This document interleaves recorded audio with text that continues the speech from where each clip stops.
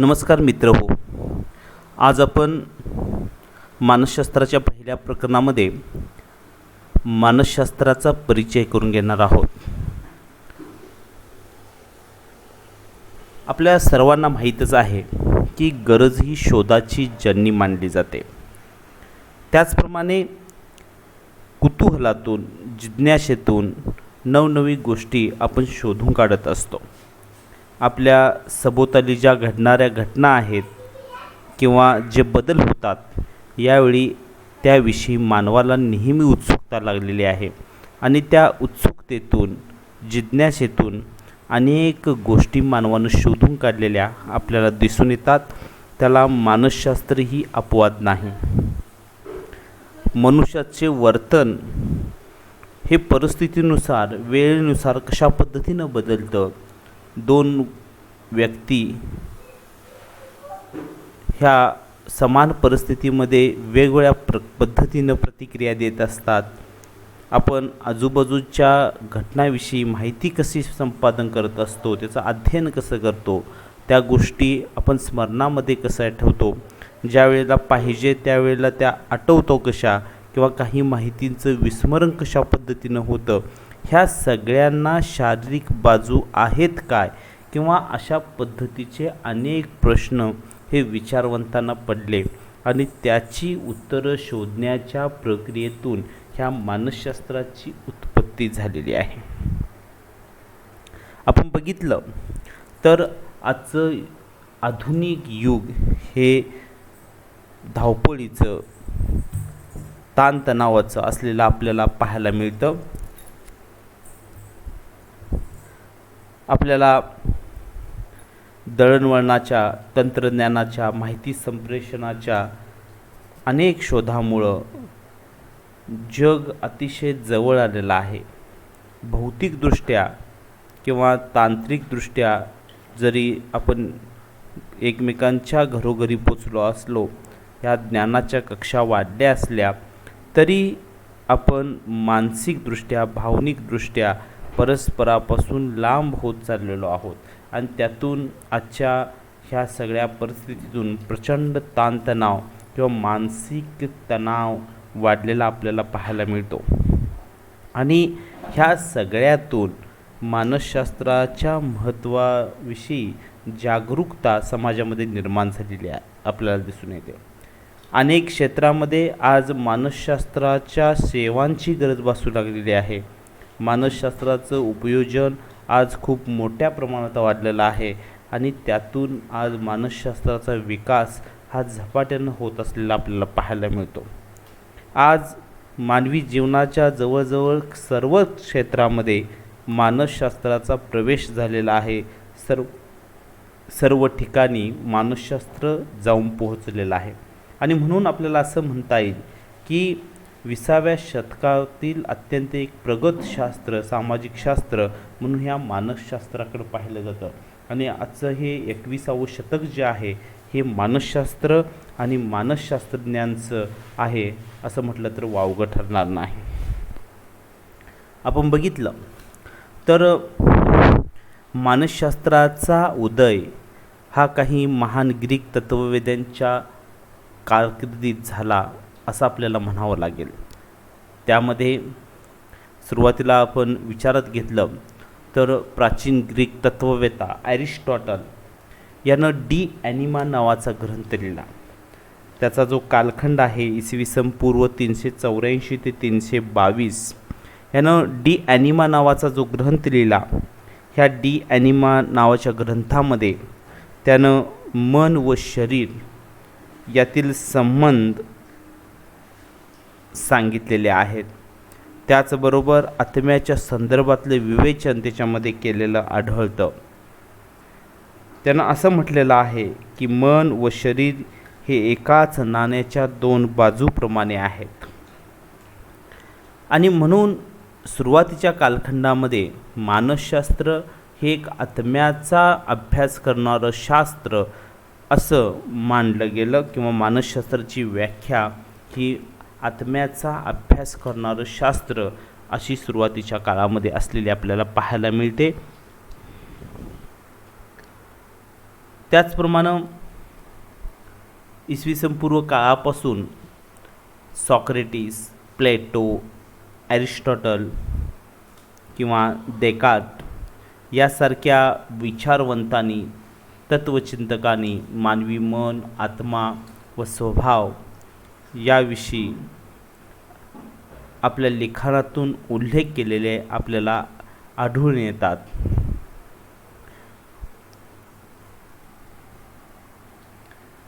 आपण मानसशास्त्राच्या व्याख्यांचा विकास कसा होत गेला किंवा मानसशास्त्र टप्प्याटप्प्यानं कशा पद्धतीनं प्रगत होत गेलं हे आपण व्याख्याच्या स्वरूपामध्ये पाहणार आहोत.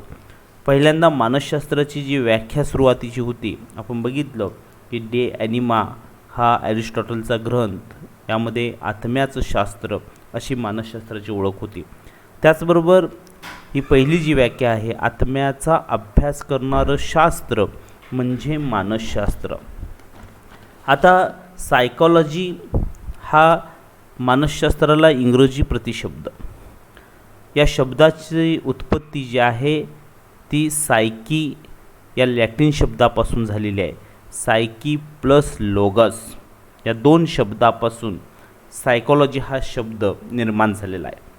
आता सायकी या शब्दाचा शब्दशः अर्थ होतो आत्मा आणि लोगस म्हणजे अभ्यास किंवा शास्त्र, आणि ह्या शब्दावरून मानसशास्त्र म्हणजे आत्मतत्वासंबंधीचा अभ्यास करणारं शास्त्र होय. तर हे जे आहे ही सुरुवातीच्या काळातील व्याख्या असलेली आपल्याला पाहायला मिळते. 12व्या आणि 13व्या शतकाच्या दरम्यान जे डार्क युग किंवा काळे युग म्हणून संबोधलं जात होतं, त्या कालखंडामध्ये ख्रिश्चन धर्मगुरूंनी मानसशास्त्रासंदर्भात किंवा ह्या सगळ्या बाबी संदर्भात अपप्रचार केलेला आपल्याला पाहायला मिळतो. साधारणतः 1590मध्ये जर्मनीमध्ये रुडॉल्फ गोल्क यांनी सायकॉलॉजी हा शब्द प्रयोग सर्वप्रथम वापरला. म्हणजे मानसशास्त्र हा शब्द जो आहे हा 1590मध्ये पहिल्यांदा प्रचलित झाला. रुडॉल्फ यांनी पहिल्यांदा हा शब्द प्रयोग वापरलेला आपल्याला पाहायला मिळतो. त्यानंतर 16व्या आणि 17व्या शतकामध्ये तत्त्वज्ञानाच्या अभ्यासाने जोर धरलेला आहे. तत्त्वज्ञानाच्या अभ्यासामध्ये बऱ्याच पद्धतींची प्रगती झाली आणि या कालखंडामध्ये अनेक अशी स्वतंत्र शास्त्र ही 16व्या आणि 17व्या शतकामध्ये उदयाला आलेली या कालखंडामध्ये आपल्याला पाहायला मिळतात. जॉन लॉक किंवा रेने देकार्त यांनी आत्म्यापेक्षा मनाच्या अभ्यासाला त्यांनी महत्त्व दिलं.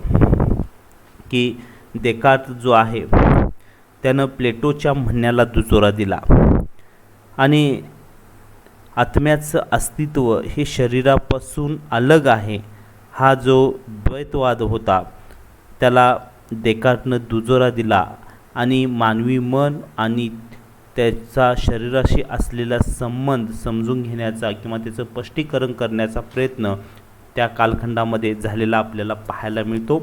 आणि त्यामधूनच पुढं मानसशास्त्राची जी नंतरची वाटचाल आहे, आत्म्यावरून मानसशास्त्र हे मनाच्या अभ्यासाचं शास्त्र बनलं. सायकी या शब्दाचा दुसरा एक अर्थ होतो मन, आणि मन जे आहे ते मनाचं शास्त्र किंवा मनासंबंधी अभ्यास करणारं शास्त्र म्हणजे मानसशास्त्र अशी मानसशास्त्राची ओळख ही नंतरच्या कालखंडामध्ये झालेली आपल्याला पाहायला मिळते. आता मनाचं शास्त्र जे आहे त्यामध्ये विल्यम मॅकडुगलच्या मते मानसशास्त्र हे मानवी मनाचे अनुभवाधिष्ठित आणि वर्णनात्मक शास्त्र आहे असं त्यांनी त्या कालखंडामध्ये सांगितलेलं आपल्याला पाहायला मिळतं. 1816मध्ये हर्बर्ट यांनी सायकॉलॉजी नावाचा एक ग्रंथ लिहिला आणि तेव्हापासून साधारणतः हे मानसशास्त्र जे आहे हे तत्त्वज्ञानापासून अलग झालं, विलग झालं आणि एक स्वतंत्र शास्त्र म्हणून मानसशास्त्राच्या विकासाला 1816 सुरुवात झालेली आपल्याला पाहायला मिळते. 1850 नंतर मानसशास्त्राच्या शास्त्रीय अभ्यासाला खऱ्या अर्थानं सुरुवात झालेली आपल्याला पाहायला मिळते. 1875 हार्वर्ड विद्यापीठामध्ये सर्वात प्रथम मानसशास्त्राचा अभ्यास हा सुरू करण्यात आलेला होता. त्यानंतर मानसशास्त्राची व्याख्या जी आहे ही मनाच्या अभ्यासावरून बोधावस्थेच्या अभ्यासाकडे गेली. आता बोधात्मक जाणीवेचं स्वरूप जे आहे त्याचा अभ्यास करणारं शास्त्र 19व्या शतकामध्ये शरीर विज्ञान आणि पदार्थ विज्ञान अभ्यास क्षेत्रामध्ये झालेलं संशोधन हे मानसशास्त्राच्या प्रगतीला अतिशय पोषक ठरलं. त्यानंतरच खऱ्या अर्थानं मानसशास्त्राचे एक स्वतंत्र शास्त्र या दृष्टीनं वाटचाल सुरू झालेली आपल्याला पाहायला मिळते. विल्यम वुडंट जो आहे ह्या वुडंटच्या मते मानसशास्त्र म्हणजे बोधात्मक अनुभवाचे किंवा जाणीवेचे शास्त्र होय. आता बोधावस्थेचा शास्त्रीय अभ्यास केला जाऊ शकतो. बोध म्हणजे जाणीव आणि याचा शास्त्रीय दृष्टिकोनातून अभ्यास केला जाऊ शकतो हे विल्यम वुडंट यांनी दाखवून दिले. त्यानं 1879 पहिल्यांदा जर्मनीतील लिप्झिग विद्यापीठामध्ये मानसशास्त्राची पहिली प्रयोगशाळा ही स्थापन केली आणि त्या प्रयोगशाळेतून त्याने प्रायोगिक अंतर्निरीक्षण आणि आत्मनिरीक्षण पद्धतीच्या आधारे ह्या बोधावस्थेचा अभ्यास करण्याचा त्याने प्रयत्न केला आणि तिथून पुढं खऱ्या अर्थाने शास्त्रीय पद्धतीनं ह्या मानसशास्त्राच्या अभ्यासाला सुरुवात झाली आणि म्हणूनच त्याला विल्यम वुडंट जो आहे याला आधुनिक मानसशास्त्राचा जनक म्हणून संबोधलं जातं. बोधावस्थेच्या अभ्यासावरून मानसशास्त्र म्हणजे अबोध मनाचा अभ्यास करणारं, बोधात्मक आणि अबोध जाणीवेचा दोन्ही गोष्टींचा अभ्यास करणारं शास्त्र म्हणजे मानसशास्त्र असा विकास नंतरच्या कालखंडामध्ये झाला. यामध्ये बोधात्मक जाणीवेचं स्वरूप हे अत्यंत मर्यादित स्वरूपाचं होतं. मानसशास्त्र म्हणजे बोधात्मक व अबोध जाणीवेचा अभ्यास करणारं शास्त्र असे म्हणणं नंतरच्या काळामध्ये उचित वाटू लागलं. यामध्ये इसवी सन 1900 डॉक्टर सिग्मंड फ्रॉइड यांनी सर्वात प्रथम अबोध मन किंवा अबोध अवस्थेच्या अभ्यासाला महत्त्व दिलं. मानवी वर्तनाच्या मुळाशी सुप्त व अबोध प्रेरणा असतात आणि ह्या अबोध प्रेरणाचं प्रतिबिंब मानवी व्यक्तीच्या वर्तनामध्ये दिसतं आपल्याला किंवा आढळून येत असतं हे फ्रॉइडने दाखवून दिलं. त्यानेच मानसशास्त्रात नवीन मनोविश्लेषणवादी दृष्टिकोन मांडलेला आहे आणि मानवाचं बहुतांश वर्तन हे अबोध पातळीवरून नियंत्रित केलं जातं आणि म्हणून ह्या फ्रॉइडने नुसतं बोधावस्थेचा अभ्यास न म्हणता मानसशास्त्र म्हणजे बोधात्मक व अबोध जाणीवेचा अभ्यास करणारं शास्त्र अशी मानसशास्त्राची व्याख्या ही केलेली आपल्याला पाहायला मिळते. त्यानंतर 20व्या शतकाच्या प्रारंभी व्यक्तिवर्तनावर भर देण्यात आला. अमेरिकन वर्तनवादी मानसशास्त्रज्ञ जॉन बी वॅटसन याने मन आणि अबोधावस्था याचं अस्तित्व नाकारलं. जॉन बी वॅटसन यांनी वर्तनवादी मानसशास्त्राचा पाया हा घातलेला आहे. व्यक्तीच्या वर्तनाशी संबंधित त्यांनी व्याख्या तयार केली आणि त्यांच्या मते मानसशास्त्र म्हणजे वर्तनाचे शास्त्र होय. मानसशास्त्र मानवी वर्तनाचे शास्त्र अशी त्यांनी मानसशास्त्राची व्याख्या केली. परंतु वॅटसनने वर्तन ह्या शब्दाचा अतिशय संकुचित अर्थ घेतलेला आहे. त्यानं वर्तन म्हणजे फक्त उद्दीपक आणि प्रतिक्रिया यंत्रणा इतकाच मर्यादित अर्थ घेतला. म्हणजे एखाद्या उद्दीपकाला दिलेली प्रतिक्रिया हे म्हणजे वर्तन इतकाच त्यानं मर्यादित अर्थ घेतला. आणि त्याच्यापेक्षा अधिक व्यापक वर्तन या शब्दाचा अर्थ घेणं हे अपेक्षित होतं. आणि त्या दृष्टिकोनातून नुसतं दृश्य वर्तन किंवा जे आपण पाहू शकतो त्या तितकंच वर्तन अपेक्षित यामध्ये न धरता अदृश्य अमूर्त क्रिया प्रतिक्रिया ह्यासुद्धा त्याच्यामध्ये भावभावना किंवा विविध मनोव्यापार यांचाही समावेश वर्तनामध्ये करण्यात आला. आणि त्यामुळं नंतरच्या काळामध्ये जी मनसशास्त्राची व्याख्या करण्यात आली ती म्हणजे मानव व मानवेतर प्राण्याच्या सर्व प्रकारच्या शारीरिक मानसिक क्रिया प्रतिक्रियात्मक वर्तनाचा अभ्यास करणारं शास्त्र म्हणजे मानसशास्त्र. म्हणजे याच्यामध्ये मानव आणि मानवेतर प्राणी त्यांच्या शारीरिक मानसिक क्रिया प्रतिक्रिया ह्या वर्तनाचा अभ्यास करणारं शास्त्र अशी व्यापक व्याख्या ही मानसशास्त्राची नंतरच्या काळामध्ये ही करण्यात आली.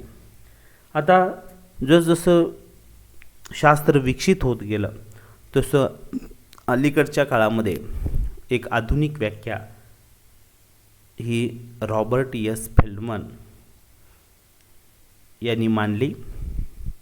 त्यांनी मानसशास्त्राची व्याख्या करत असताना म्हटलेलं आहे की मानसशास्त्र म्हणजे वर्तन आणि मानसिक प्रक्रिया यांचा शास्त्रीय अभ्यास होय. आता याच्यामध्ये वर्तन आणि आपल्या मानसिक प्रक्रिया ज्या सगळ्या आहेत, वर्तन हे तिन्ही अंगांनी होत असतं. शारीरिक भावनिक आणि बौद्धिक या तिन्ही अंगांचा समावेश ह्या वर्तनामध्ये होत असतो. आणि त्याचबरोबर आपल्या मानसिक प्रक्रिया यांचा शास्त्रीय पद्धतीनं अभ्यास करणारं शास्त्र म्हणजे मानसशास्त्र अशी व्यापक व्याख्या ही रॉबर्ट फेल्डमन यांनी केलेली आहे. तर आपण बघितलं की मानसशास्त्र हे सुरुवातीच्या टप्प्यामध्ये आत्म्याचं शास्त्र, नंतर ते मनाचं बनलं, त्यानंतर त्याची झेप जी आहे ही बोधावस्था अबोधावस्था वर्तन आणि आज जे मानसशास्त्र आहे ते वर्तन आणि मानसिक प्रक्रियांचा शास्त्रीय दृष्टिकोनातून अभ्यास करणारं शास्त्र म्हणून त्याच्याकडं आपण पाहतो. धन्यवाद.